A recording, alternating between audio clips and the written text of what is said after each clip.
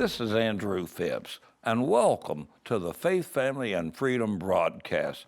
We're glad to be in your area. We thank you for joining us today. Hopefully, you can share a little of your time with us because we have a wonderful program planned with you in mind. There will be different segments. There will be different situations, interviews, music, commentary, and perhaps much more. We like to have a program that has diversity in it from the standpoint that we try to change it up every little bit to hopefully keep you interested. And I think that you're going to appreciate the interviews that we had just recently at Nashville, Tennessee, right there in the Gaylord Hotel with the Freedom Coalition hosted by Dr. Ralph Reed. And political conservatives and Christian evangelicals come from all over the country to this wonderful conference. And it's a time for enlightenment, for education, for encouragement. We can encourage one another and hopefully try to do what we think we can do to help improve the situations in our country. We all know that we are morally and spiritually bankrupt, it appears. I don't believe that I've ever seen it any worse. You know, we bring liquor and alcohol into our family restaurants that's never been there before. We try to somehow make sin a situation where we gloss it over, and we somehow talk about giving pride to certain groups when in fact the symbols often used was a promise that God would never destroy this world again by water. And so I want to speak truth to error, but I want to do it in a way that indicates and shows that I'm not mad. I don't want to be abrasive. We certainly don't want to be ugly, but we just want to do what we can do to help you and help everybody. That includes myself. I need to know a lot more, and maybe by our working together, we can accomplish that. But the program today is one that certainly, I think, it'll be a favorite of yours. You're going to enjoy it, and we're not going to belabor the point. We're just going to tell you to relax, enjoy it, invite a neighbor or a friend, and let's get together after these important announcements. Well, here at the Road to Majority in Nashville, Tennessee, with Senator Rick Scott of the great state of Florida. How you doing? I'm doing I'm wonderful. How are you? Now, the only thing better was Phipps was in Orlando. I'm not going to argue with that. Nashville's a nice town. They still live here. I was in Orlando last year. But Senator Scott, we have a program called Faith, Family, and Freedom. We're trying to get America to be more cognizant, more aware. We need a spiritual awakening in America. We do. We got to go back. The country I grew up in, Florida. You know, I was born in a single mom. We lived in a public house, and she said, "Thank God you live in this country." Now, she made sure I went to church a lot. She wanted me to be a Eagle Scout. She wanted me to do well in school and remain to work. That's the country we ought to have. We go back and build our families again. Believe in God. Put God in all parts of our life. Well, you know, I think we have to remember that our rights, John Kennedy said, our rights didn't come from the government, they came from the hand of God. That's right. And so when we forsake our foundations, when we neglect them, first thing you know, we're immersed, we're all over the place. You look at our country now, you look at the crime, you look at the indoctrination of our kids, we look at the high inflation.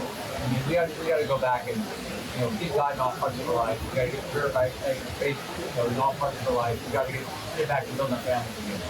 Well, and I think the work is very difficult in D.C., but I'm grateful for people like you. All right, we're gonna rescue this country. Well, you know, God's still on his throne. Yep. And his mind has affected, and his power is not diminished. I'm going to plan to rescue the country. Go to rescueamerica.com.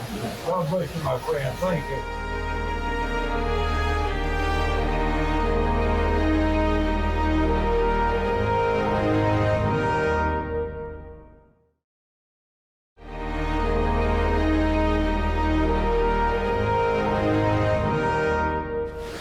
I'm here today with Senator Bill Hagerty, United States Senator from Tennessee, elected in 2020. And I was telling him that our daughter Angela is the principal of Grace Christian Academy in Knoxville. And of course, I've been able to speak all over Tennessee, and we share some similar friends.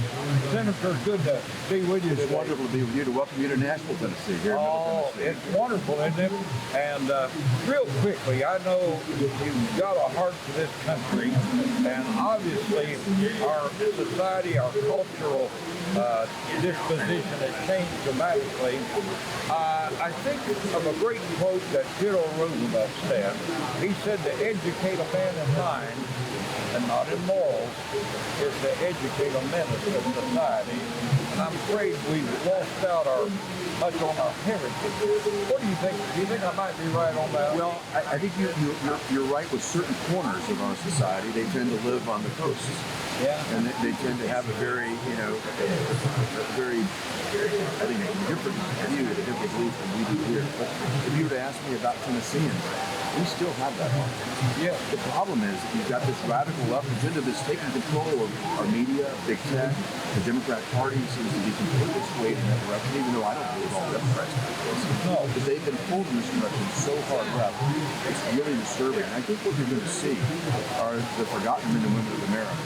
The President Trump has done such a great job of touching those Americans who see now what's happened over the past 16 months of Joe Biden.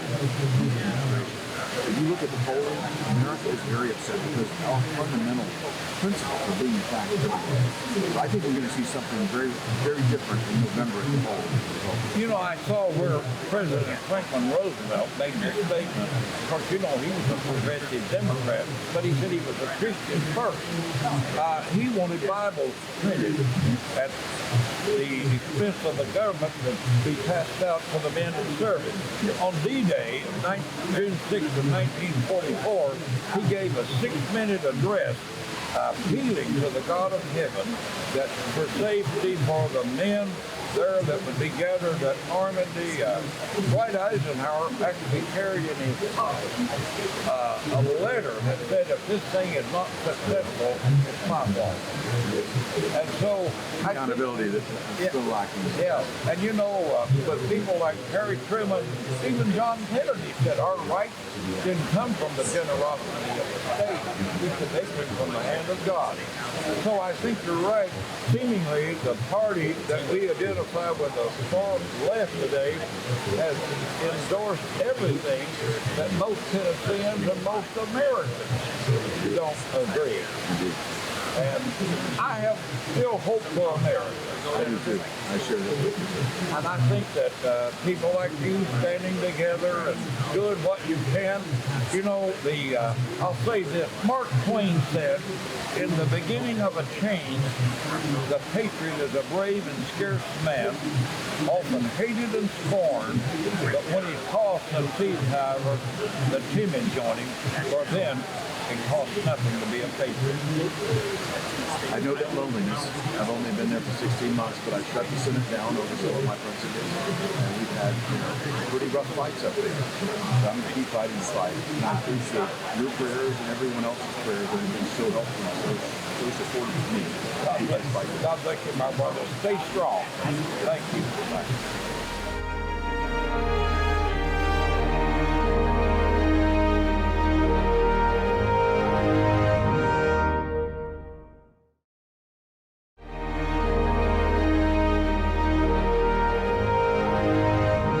Again, we want to thank you for being with us today. I always am excited about your participating with us in these particular efforts. Let me just remind you, and you know I very seldom mention it, but if you, your church, would like to be a part of what we're doing, any kind of help financially would be deeply appreciated. I've never been good at asking for those kinds of things, and I don't want that to appear like I'm self-humbled, but I do want to appeal to you because this is a way that we can take it to more cities, more areas, more states, and I think there's never been a greater need than telling folks today about the foundations.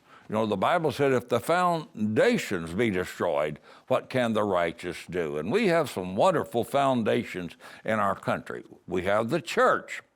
We have government. And especially, and maybe not in that order, I know the church goes first, but we have the home. And our homes certainly are in need of repair. We need dads in the homes. We need parents that'll take responsibility for their children and do what's right.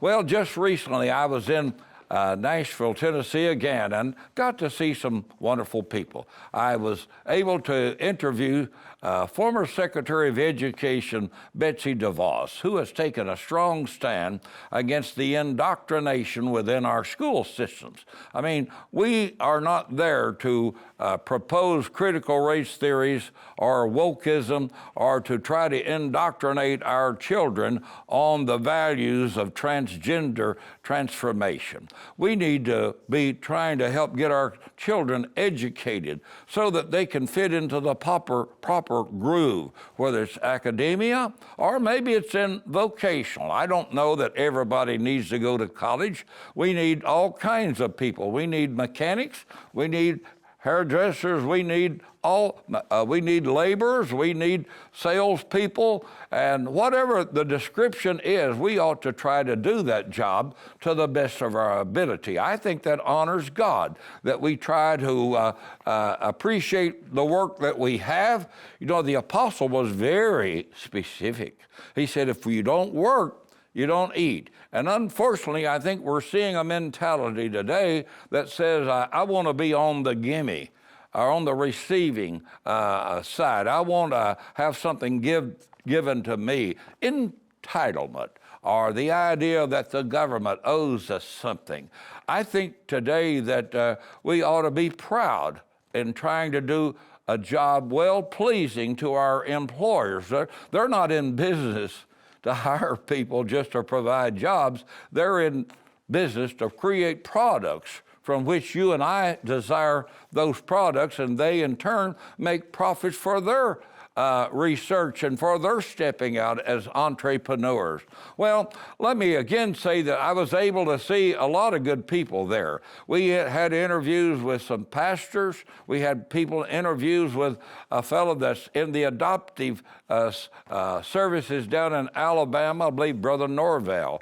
We had interviews with so many and different leaders from far and near. And again, I want to thank Ed Henry of Real America's Voice for being so generous to me. And he just kind of took me under the wing, so to speak, and I believe that he enjoyed what we were trying to say, and even mentioned that maybe we could find a place somewhere within what they're doing. Who knows? God might open up some doors for us here that would just be pleasantly surprising to each one of us. I know one thing, He's able to do exceeding abundantly above all that we ask or think. All He's looking for is not our ability, but our availability. And we'll be back in just a little bit.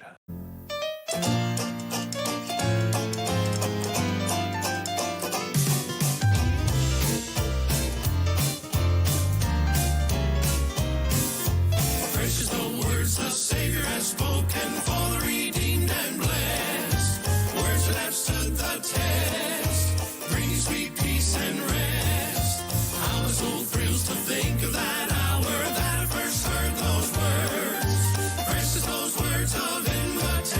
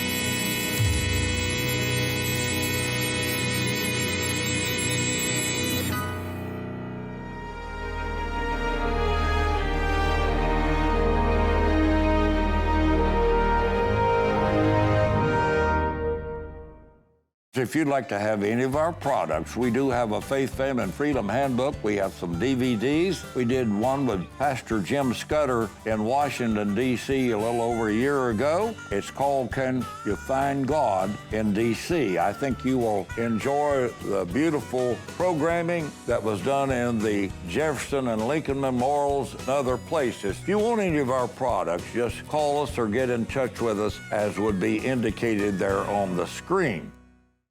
It's time to plan for the 47th Annual Southern Gospel Singing at Sea Cruise. Join Andrew and Shirlene Phipps as you depart from Port Canaveral for the trip, January 30th through February 3rd, 2023, for warm sunshine and tropical breezes in the Caribbean. With 30 of the top Southern Gospel groups in the nation, you will be entertained and you'll be inspired by the best in Southern Gospel preaching. Dine on delicious foods, see the sights, and bask in the warm glow of Christian fellowship on the world's largest all-Christian cruise to the Bahamas. Hurry, because this trip of a lifetime sells out fast. All that is needed now is a small deposit, and you can continue to pay over time. For more information, call Andrew Phipps at 765-744-4239. The weather is heating up, and so are the deals. It's time for spring specials at Sam Pierce Chevrolet in Daleville. Lease a new Chevy Equinox LS for only $159 a month, or lease a new Chevy Blazer for just $269 per month. Save thousands on nearly 200 pre-owned vehicles in stock, all with the warranty and complimentary maintenance. Hurry, once these vehicles are gone, so are the special prices. Don't miss out on the spring specials, only at Sam Pierce Chevrolet. The best Chevy deals are in the country.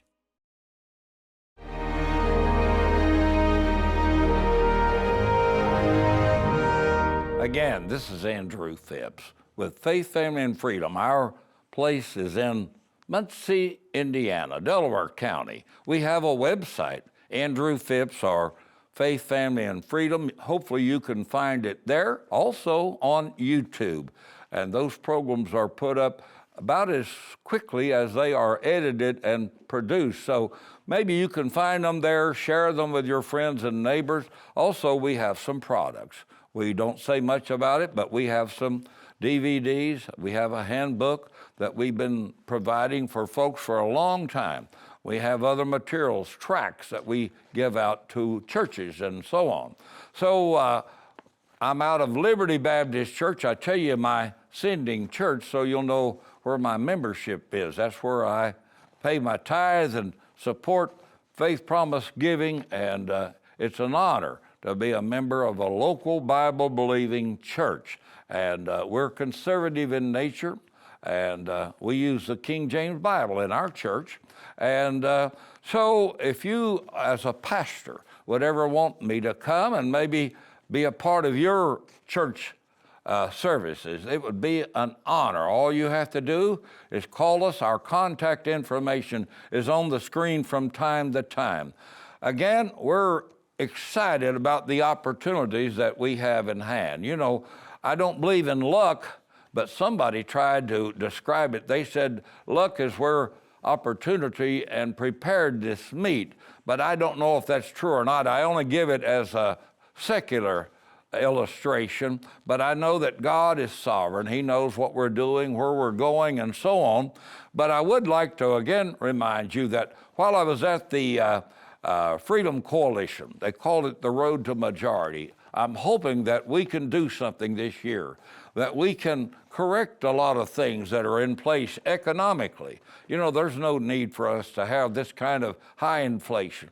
And it's hurting churches, it's hurting businesses, it's hurting everybody with these ridiculously high gas prices. And I think we can do better. We've shown in the past that we could do better. So we do not need to be held hostage to foreign governments or foreign economies when we have the means to provide more than enough for ourselves right here domestically. And I think also when we're seeing the trillions being spent, when we're talking about a $30 trillion debt, that's beyond my comprehension. Perhaps it might be yours. I just know that we're going to face economic hardships one day. There is always a day of reckoning. There's no such thing as a free lunch. Somebody has to pay. So I think there are many problems. I think it's terribly wrong that as I saw a sign just coming to the TV station where the sign said 8,000 illegals coming in each day. And that's unacceptable. We must have secure borders in our country. We must provide for the defense of our people on the southern border. And not only there, but other places where they are flying them to, the illegals, at night, and we know nothing about it. So we have to have the right leadership. And I believe that if we'll petition the God of heaven, that we can find that. The Bible's very clear. In 2 Chronicles 7:14, he said, if my people, which are called by my name, shall humble themselves and pray and seek my face and turn from their wicked ways, then will I hear from heaven. I will forgive their sins and heal their lands. And I know from a spiritual context, we can say, well, that was a direct challenge to Israel. But I think it has spiritual applications for us today. I believe that God will hear and he will change things. You know, we've come through hard times. We just celebrated the 78th anniversary of D-Day. And when I think of those men that climbed the cliffs there at Normandy, there at the Battle of Omaha and Utah and other places.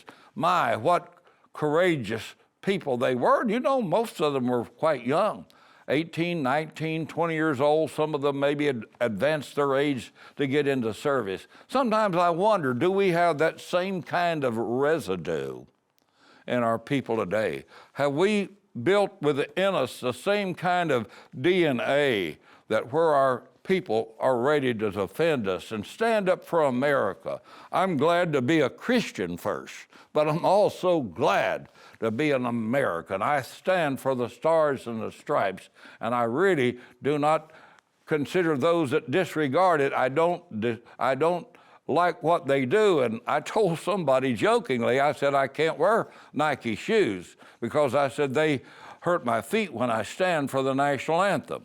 So I hope that you'll agree. Again, we're always available to talk with you. Go to our website, Andrew Phipps, Faith, Family, and Freedom. Be sure that you share this information with your friends. We all must stand not only for the Word of God and the Christ of the Bible, but we have to stand for the local church. We have to stand for what we know is decent within the community. We have to stand for our families. The family is the basis of everything. We can't neglect the family and expect the churches to be strong. Friends, I have enjoyed this immensely. I'll look forward to being with you at the next opportunity. But until that time, this is your friend Andrew Phipps saying, have a great day.